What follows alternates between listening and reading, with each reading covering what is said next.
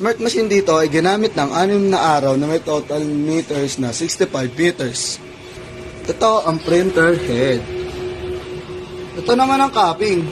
Ganito naman mag-head clean.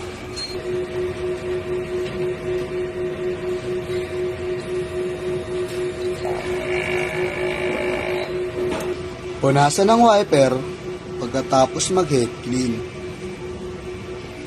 Nozzle check.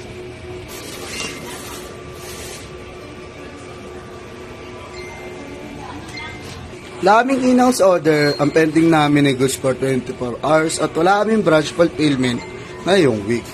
Ang ink system ay tama lang. Ang waste tank ay nalinis kahapon. Ito naman ang aming ABR at nandito naman ang ground wire. Dito naman nakalagay ang stock namin.